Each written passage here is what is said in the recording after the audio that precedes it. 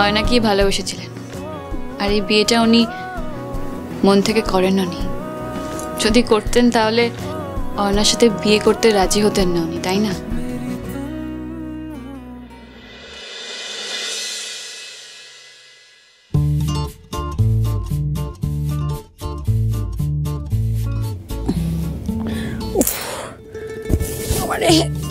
হাতের কি ওজন, দমটাই পুরো বন্ধ। এরকম করে একটা মানুষ ঘুমোতে পারে? হ্যাঁ, এটা কি এলোসি? এইটা ওনার এলোসি? উফ, একটু সরুন না, এরকম করে ঘুমোতে দেবে না আমাকে।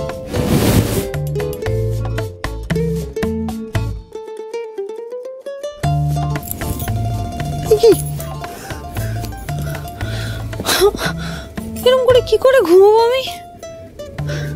একে তো এসি চালিয়ে ঘরটাকে হিমালয় করে রেখেছে, এখন চাদরটাও নিয়ে নিয়েছে। এই জন্যে আমি এই ঘরে শুতে চাই না, এই জন্য শুতে চাই না। আমার জীবনে কোনো শান্তি নেই। আমি শীতের মধ্যে এখন কি করে ঘুমো? আমাকে নিয়ে চলো তুমি, আমার ভালো লাগে।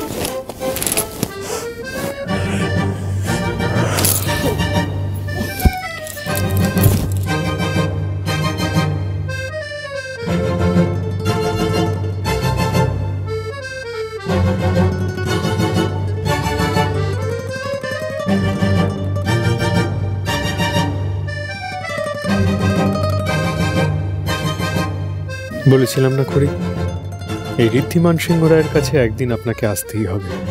এই লাইন আমি ক্রস করব না ঠিকই, কিন্তু একদিন আপনি এই অদৃশ্য এলওসি মুছে দেবেন, আমি জানি।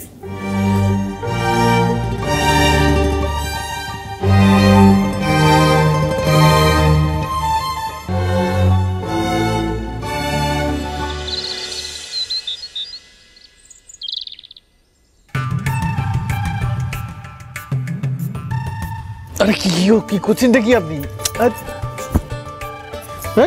উঠে পড়ুন, অনেক বেলা হয়ে গেছে তো। আরে বেলা হয়ে গেছে তো কি হয়েছে? আজকে তো রোববার, ঘুমোতে দিন না। আপনিও চলে আসুন। ওফ, একদম না। রোববার তো কি হয়েছে, একবারে বিকেল অবধি ঘুমাবেন নাকি? এইটা ভালো আইডিয়া, একেবারে বিকেলে আমায় ডেকে দেবেন, ঠিক আছে? Good night. Good night? Good night আমি বের করছি। উঠুন, উঠে পড়ুন। আরে বাবা, কি হয়েছে নাকি? জ্বালাচ্ছেন কেন? রোববার দিন তো সবাই ভালো করে ঘুমোয়। কি চান কি আপনি? সমান অধিকার।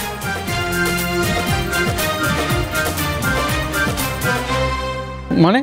মানে আবার কি? আজকে সকালের চাটা আপনি করবেন। দেখুন, এই কাজটা তো রোজ আমি করি।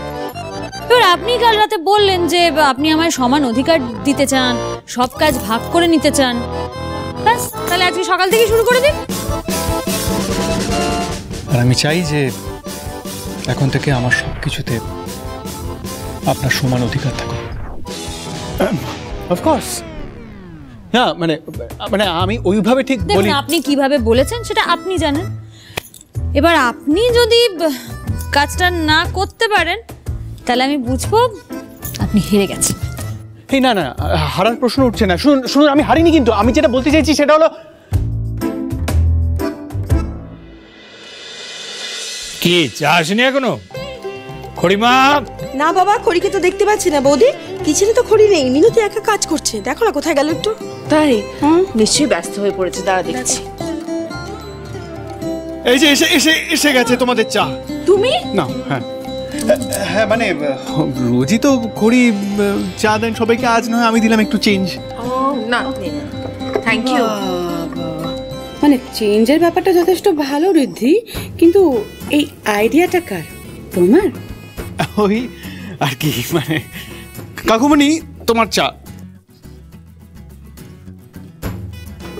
না ওই আর কি মানেটা কি? হ্যাঁ, আরে বল না, আইডিয়াটা কার? আরে জানতে চাই আমরা, বল বল বল। দাদু। বাপরে বাপরে বাপ, দাও। Thank you very much. শোনা, পানিশ টানিশ পাসনি তো? কেউ পানিশ টানি তো? কি কি পানিশ কেন মানে? আরে ছেড়ে দে না, ছেড়ে দে। বাচ্চাটা লেগ ফুল করিস না, লজ্জায় এখন ব্লাশ করছে। কি যে বলো তোমরা। দা ভাই, তোকে পানিশমেন্ট দেওয়ার তো একজন আছেই। আর আই এম ড্যাম শিওর কি আজকে তার কথাতেই সকাল সকাল তুই সবাইকে চা সার্ভ করছিস, তাই তো? মোটেই না, আমি নিজের ইচ্ছেতেই সবাইকে সার্ভ করছি চা। ও রিয়েলি? হ্যাঁ, তাহলে এতদিন তো ইচ্ছেটা হয়নি বাবাই, প্রথম হলো আমাদের হাতে করে চা খাওয়ার ইচ্ছে। না, মাঝে মধ্যেই হবে এবার। আরে সাবাস, এই না হলে আমার দা ভাই, দেখেছো করি নিজে হাতে ট্রেনিং দিচ্ছে। প্রাউড অফ ইউ দা ভাই, প্রাউড অফ।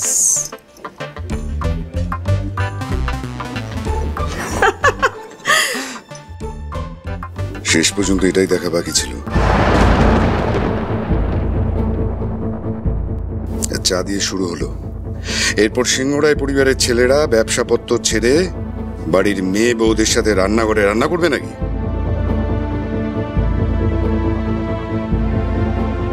এই সমস্ত কি করছিস রীতি তুই? তোকে সমস্ত মানায়? কেন কাকুমণি? এই বাড়ির মেয়ে বউরা যদি ছেলেদের সাথে কাঁধে কাঁধ মিলিয়ে ব্যবসা সামলাতে পারে, তাহলে বাড়ির ছেলেরা একদিন রান্নাঘরে ঢুকলে কি অসুবিধা?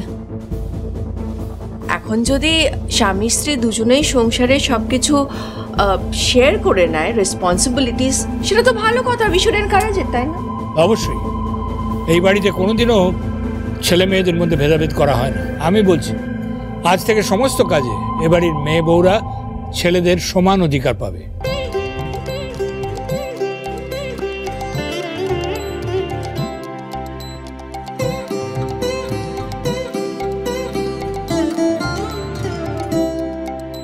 দাদু, তুমি আমাকে ডেকেছিলে? হ্যাঁ দিদিভাই, তোমার সঙ্গে আমার একটু বিশেষ দরকার আছে। বড়বাবু। হ্যাঁ,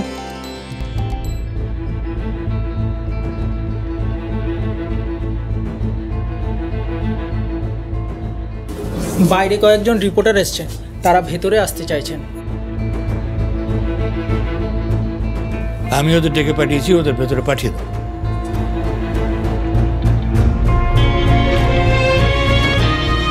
কি ব্যাপার দাদু, সকাল সকাল তুমি মিডিয়া ডেকেছ? আজকে আমার একটা অ্যানাউন্সমেন্ট করার আছে। আমি একটা সিদ্ধান্ত নিতে চলেছি।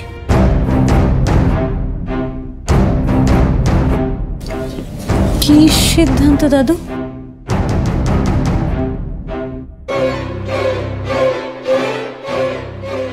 দাদু কি এমন সিদ্ধান্ত নিচ্ছে যে এরভাবে প্রেস ডেকে সবাইকে কি বলবে? বলুন নরেন্দ্রনাথ বাবু, আজ এই প্রেস মিটের কারণ কি? দেখুন, সিংহরায় জুয়েলার্সের কর্ণধার হিসেবে আজকে আমার দুটো অ্যানাউন্সমেন্ট করার আছে। সেই কারণেই আমি আজ আপনাদের ডেকেছি। আপনাদের সবার সামনে আমি এই সিদ্ধান্ত দুটো ঘোষণা করতে চাই। আমাদের এই পারিবারিক ব্যবসা, এই পারিবারিক ঐতিহ্য এতদিন এগিয়ে নিয়ে গেছে শুধুমাত্র এ বাড়ির ছেলেরা। আপনারা তো জানেন, গত বছর জগদ্ধাত্রী পুজোর দিনে আমি আমার ব্যবসার সমস্ত দায়িত্ব তুলে দিয়েছিলাম আমার বড় নাতি ঋদ্ধিমানের ওপর। আর আজ আমার বলতে খুব ভালো লাগছে যে আমার নাতি ঋদ্ধি তার সমস্ত দায়িত্ব যথাযথভাবে পালন করেছে। আর তাছাড়া এই কদিন আগে শহরের সমস্ত নামি দামি ব্র্যান্ডের সঙ্গে কম্পিট করে jewellery house of the year competition আমরা কিভাবে জিতেছি। অনেক বাধা বিপত্তি পেরিয়ে তবে এই জয় আমাদের হাসিল করে নিতে হয়েছে। এর সমস্ত কৃতিত্ব কিন্তু একা ঋদ্ধিমানের নয়, শুধুমাত্র এই বাড়ির ছেলেদেরও নয়, এ বাড়ির বউদেরও।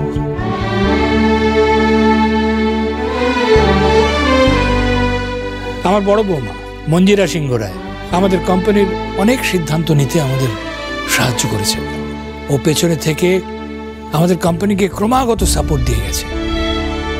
কিন্তু মঞ্জিরা ছাড়া এ বাড়ির বাকি মেয়ে বউরা এখনো বাইরে বেরিয়ে ব্যবসার কাজে সেভাবে যোগ দেয়নি। কিন্তু দেখুন, যুগ তো পাল্টেছে। এখন মেয়েরা ছেলেদের থেকে কোনো অংশে কম নয়। এই যুগের মেয়েরা বাড়ির মধ্যে নিজেদের আটকে না রেখে নিজেদের পরিচয় গড়ে তুলে স্বাবলম্বী হয়ে উঠেছে। তাই আমি চাই আমার বাড়ির মেয়ে বউরাও এগিয়ে আসুক, এ বাড়ির ছেলেদের সঙ্গে কাঁধে কাঁধ মিলিয়ে তারা কাজ করুক, সমস্ত দায়িত্ব ভাগ করে নিক। আপনারা তো জানেন, বাকি প্রায় সব জুয়েলারি হাউসগুলো তাদের প্রমোশনের জন্য বাইরে থেকে মডেল নিয়ে আসে, কিন্তু আমরা তা করছি না। আজ আমি আপনাদের সঙ্গে পরিচয় করিয়ে দেবো একজন অত্যন্ত ট্যালেন্টেড সদস্য আমাদের এই বাড়ির, যে তার নিজের গুণে আমাদের সবার আস্থা অর্জন করে নিয়েছে।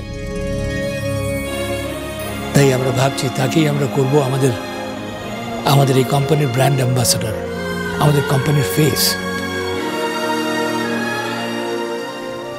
বউ, আমার মনে হচ্ছে দাদু কিন্তু তোর নামটাই নেবে, তোর গুণের যথাযথ মর্যাদা দেবে, দেখে নিস তুই।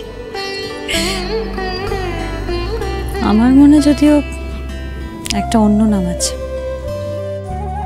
দেখা যাক। তার নাম দ্যুতি সেনগুপ্ত।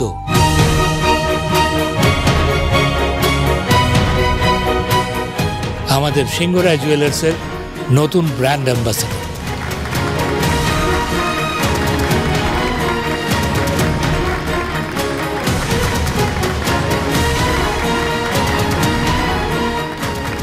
বলেছিলাম না?